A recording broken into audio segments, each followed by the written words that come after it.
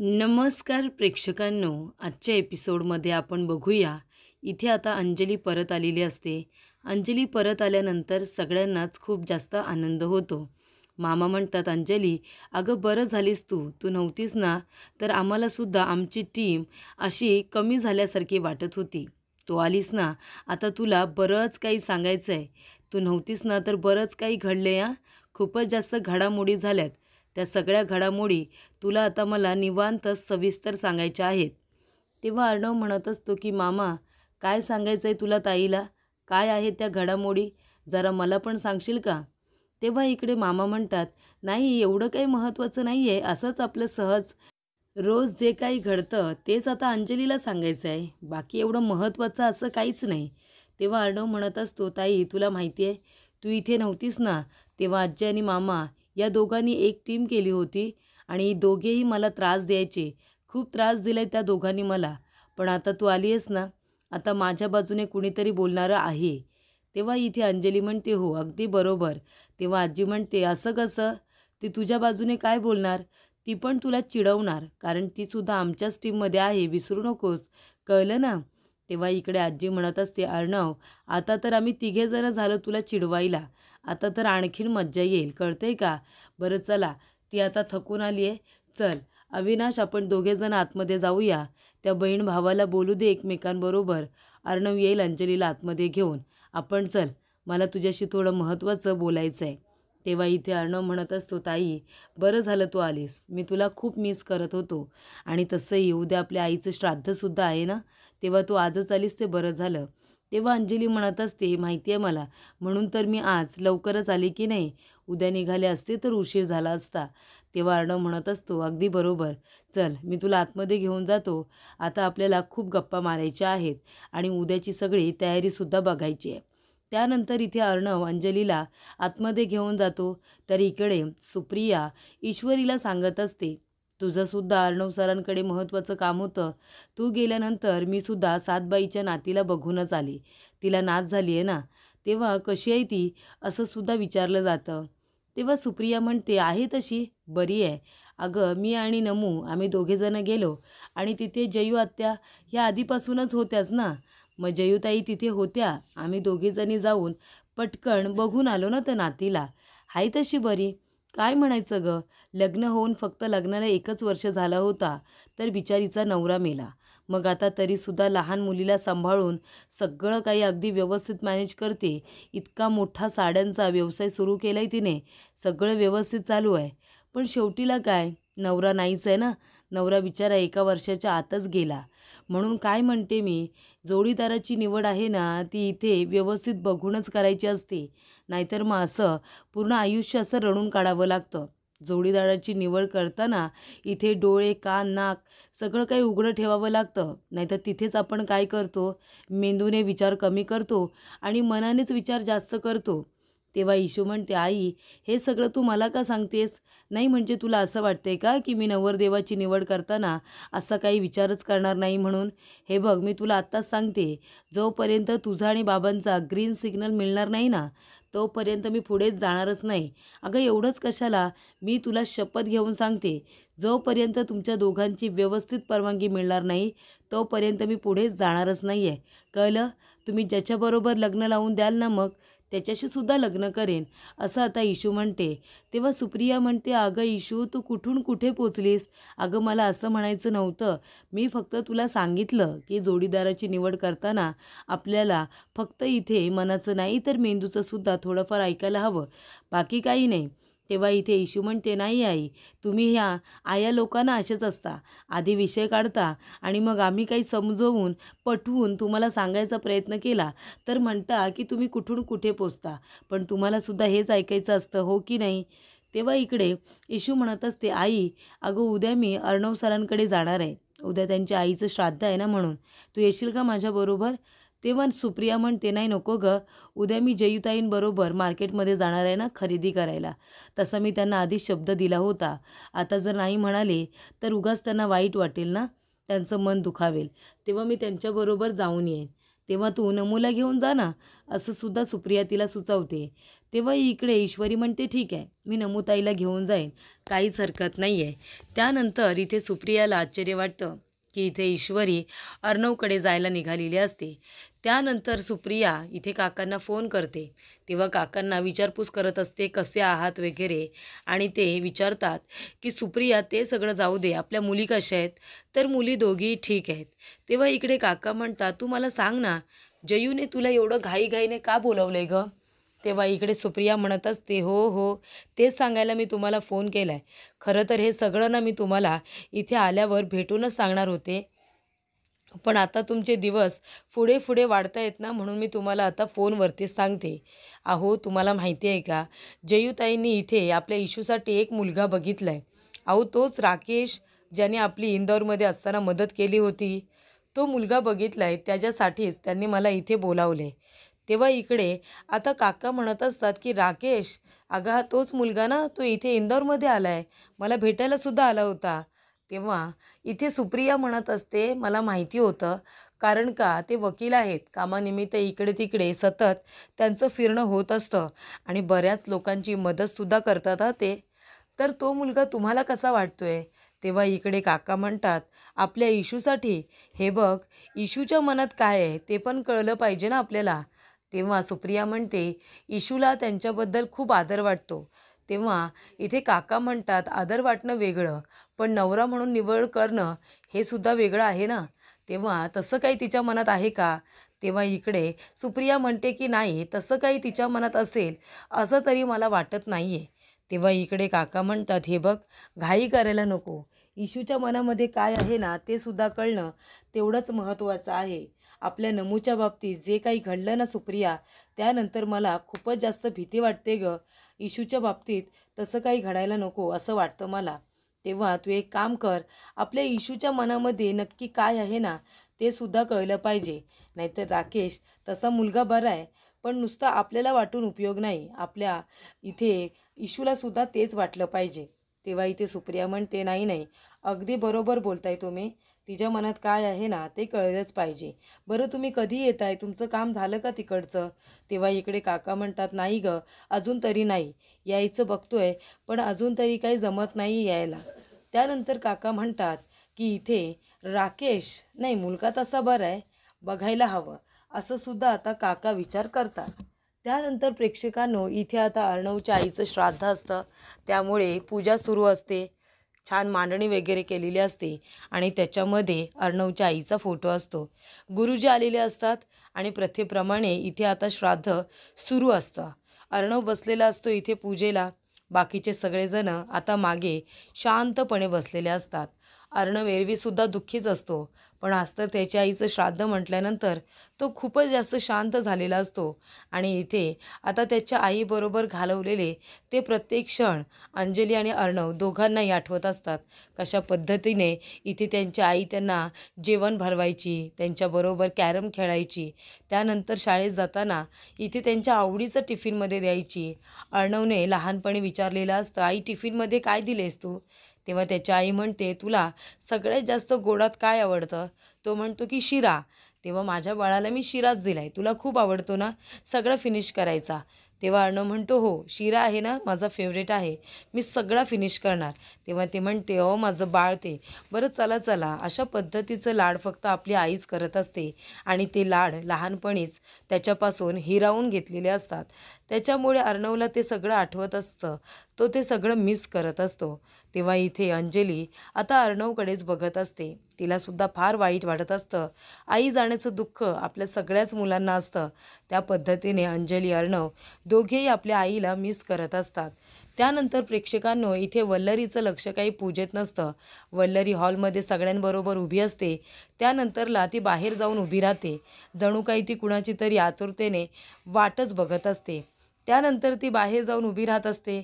अर्णवला इथे एक किस्सा आठवतो. ज्या वेळेला त्याच्या आईचं असं होतं, त्यावेळेला तो आई अगं कुठे आहेस तू, आई अगं कुठे आहेस तू असं म्हणून तिला सगळीकडे आवाज देत असतो. तेव्हा अंधार असल्यामुळे त्याला ठेच लागते आणि तो खाली पडतो. तेव्हा त्याला चिंटू म्हणून आवाज देणारी तिथे कुणीच नसते. त्याला सावरणारी, प्रेमावरून हात फिरवणारी आई तिथे नसते. आणि जेव्हा हे सगळं अर्णवला आठवतं तेव्हा अर्णव आता खूपच जास्त इमोशनल होतो. त्यानंतर इथे आता नमो आणि इशू दोघ्या बहिणी आता आलेल्या असतात. तेव्हा वल्लरी तिथे उभीच असते. वल्लरी लगेचच म्हणते थांबा. तेव्हा इथे ईश्वरी आणि नम्रता दोघी जणी इथे वल्लरीकडे बघत असतात. वल्लरी रागानेच इशूकडे बघत असते आणि म्हणत असते, काय गं एवढं सांगून सुद्धा तुला समजत नाही का गं? तुझी अक्कल ठिकाणावरती येत नाही का? आलीस तू इथे? सांग ना, का आलीस तू इथे? तेव्हा इथे इशूला आठवतं वल्लरी गेलेली असते तिला धमकी द्यायला, तिला सांगायला अर्णवपासून लांब राहायचं म्हणून. तेव्हा इशू तिला म्हणालेली असते की 1 मिनिट, मी अर्णव सरांच्या जवळ जाण्याचा प्रयत्न का करेन असं माझ्या काही मनात सुद्धा नाही आहे आणि मी काही त्यांच्या जवळ वगैरे जाण्याचा प्रयत्न करत नाही, कळलं ना तुम्हाला? तेव्हा ती म्हणते, हे बघ तू काय करतेस आणि काय नाही करत ना ते मला बरोबर माहिती आहे, म्हणून तर इथे आले ना तुला सांगायला. अर्णवच्या आजूबाजूला सुद्धा फिरकायचं नाही या, त्याच्या आसपास जाण्याचा हा जो काही तू प्रयत्न करत असतेस ना, या सगळ्या गोष्टी माझ्या लक्षात येतात, तेव्हाच तुला थांबवायला आली आहे. वेळीच थांब.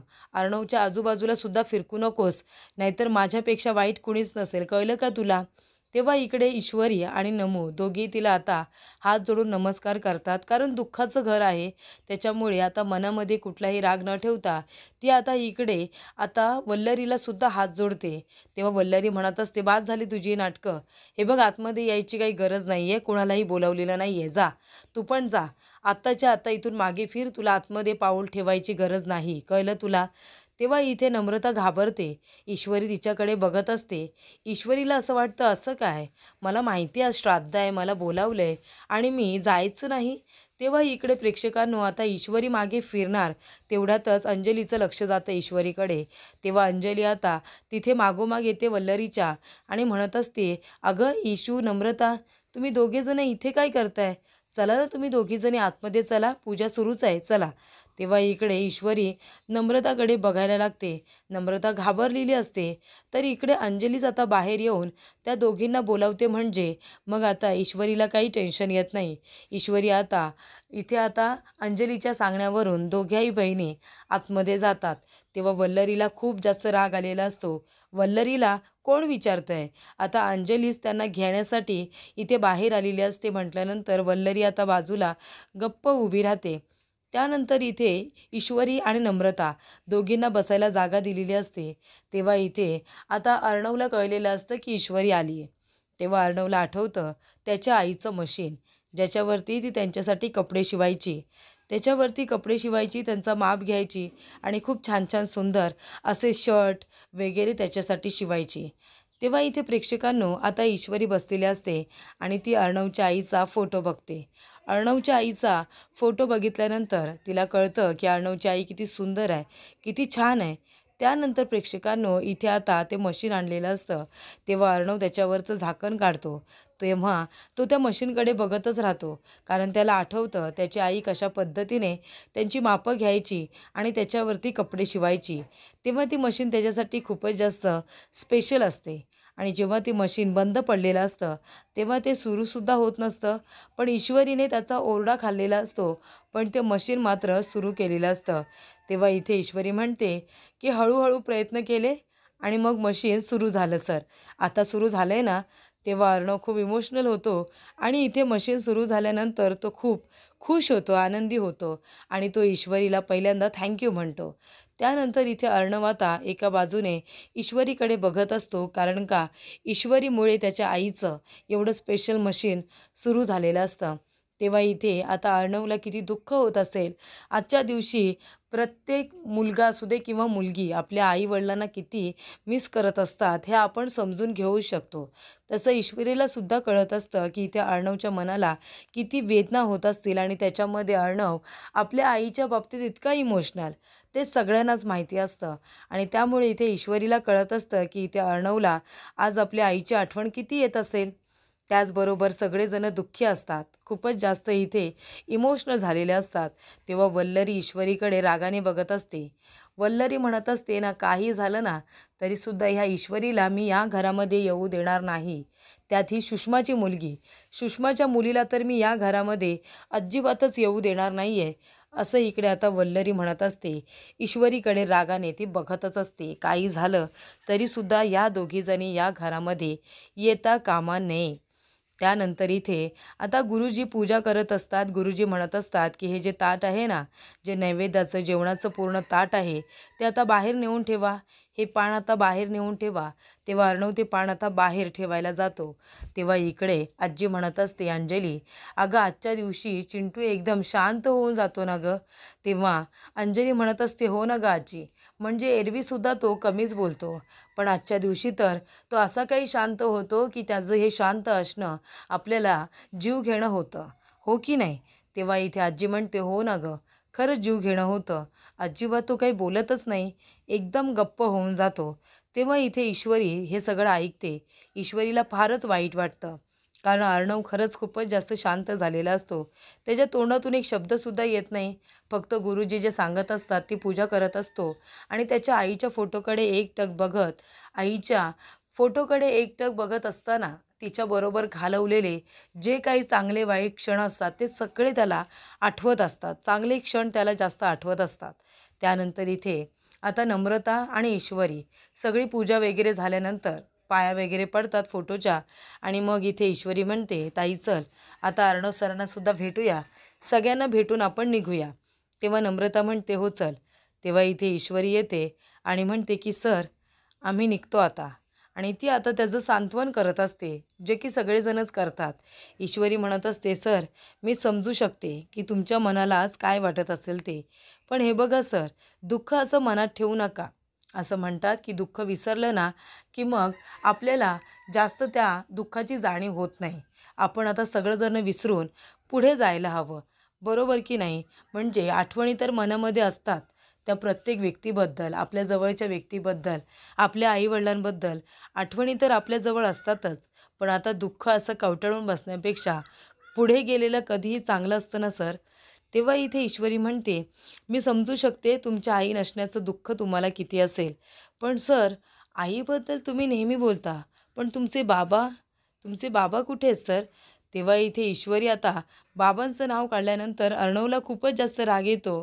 तेव्हा ईश्वरी म्हणत असते की नाही सर सॉरी, पण म्हणजे तुमच्या आईबद्दल खूप ऐकले, पण बाबांबद्दल अजिबातच काहीच ऐकलेलं नाही आहे ना. म्हणजे मला फक्त एवढंच म्हणायचं आहे, जरी आई नसेल तरी बाबा असतील ना कुठेतरी, मग तुम्ही बाबांना. तेव्हा इथे अर्णव म्हणत असतो की बास कर, मला सांत्वनाची गरज नाही आहे, त्याची गरज नाही आहे मला. तेव्हा ईश्वरी म्हणते, नाही सर मी आपलं सहजच तुमच्या बाबांबद्दल. तेव्हा अर्णव म्हणतो, स्टॉप इट, बास झालं. कुणी सांगितले तुला हा विषय काढायला. का तू माझं हे खोटं नाटं सांत्वन करतेस. बास झाला, जास्त आता काही बोलायची गरज नाही आहे. मला गरज नाही आहे सांत्वनाची, सिंपत्तीची मला गरज नाही आहे. तेव्हा ईश्वरी म्हणत असते, नाही सर मी सहजच विचारलं, मला तुम्हाला दुखवण्याचा अजिबात हेतू नाही आहे. तेव्हा अर्णव म्हणतो, बास कर तू, आधी इथे दुखवायचं आणि म्हणायचं की मला तुम्हाला दुखवण्याचा हेतू नाही आहे. काय माहिती काय तुला माझ्याबद्दल, सांग ना काय माहिती आहे. तुझं बरं आहे गं, आई वडील नसण्याचं दुःख तू काय समजू शकतेस. तुझ्याकडे तुझे आई वडील आहेत, तुझी बहीण आहे, परफेक्ट फॅमिली पिक्चर आहे ना तुझं, परफेक्ट फॅमिली आहे तुझी, मी बघितली आहे ना परफेक्ट फॅमिली पिक्चर. मला माहिती आहे ना तुझी फॅमिली कंप्लीट आहे, खूपच छान आहे. तेव्हा इथे आता अर्णवची आई दुःखी झालेली असते. काय आहे त्या मुलीमध्ये एवढं जे माझ्यामध्ये नव्हतं, म्हणून तुम्ही त्या मुलीकडे गेलात. असं सगळं इकडे आता जे काही लहानपणी असताना, अर्णव लहान असताना त्याच्या आई वडिलांबरोबर बोलत असते, ते सगळं बोलणं त्याने ऐकलेलं असतं, त्यामुळे त्याचं बाळपण हे विस्कटलेलं असतं. तेव्हा इकडे त्याची आई एका वेगळ्याच ट्रॉमामध्ये गेलेली असते आणि या सगळ्याला जबाबदार ती वल्लरी असते. तेव्हा इकडे आता अर्णव चिडल्यानंतर ईश्वरी म्हणत असते की सर प्लीज शांत व्हा, मला तुम्हाला दुखवायचं नव्हतं.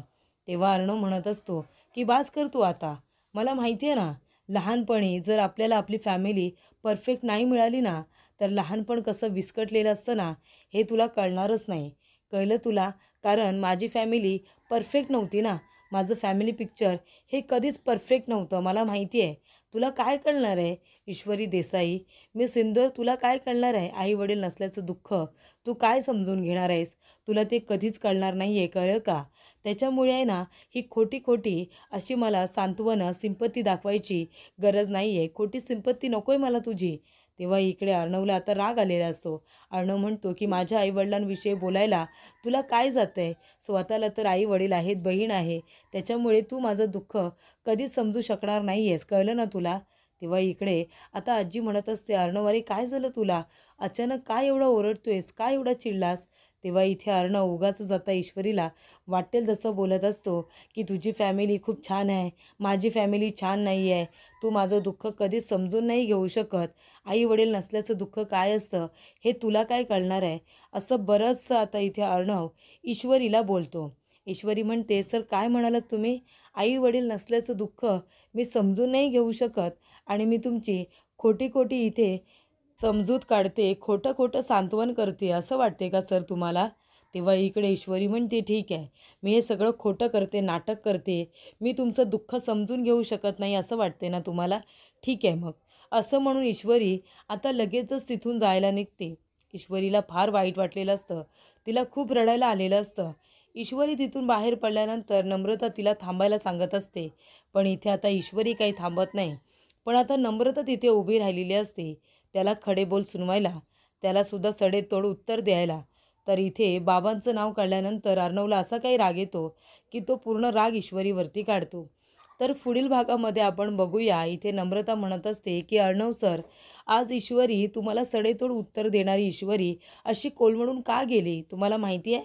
तेव्हा अर्णव म्हणतो, का गेली अशी? मला नाही माहिती. तेव्हा नम्रता म्हणते, कारण ईश्वरी अनाथ आहे. तिचे आईवडील लहान असतानाच तिला सोडून गेले, दोघेही सोडून गेले तिला. ती अनाथ आहे. ती आईवडील नसल्याचं दुःख समजू शकणार नाही आहे का? तेव्हा इथे आता अर्णवला फार वाईट वाटतं, जेव्हा त्याला कळतं की ईश्वरीला तर आईवडील दोघे पण नाही आहेत, ती तर अनाथ आहे. तेव्हा इथे ईश्वरी नम्रताला म्हणत असते, काही झालं ना ताई, मी अर्णव सरांना माफ करणार नाही आहे. तेवढ्यातच तिथे अर्णव आलेला असतो आणि तो आता ईश्वरीचं बोलणं ऐकतो.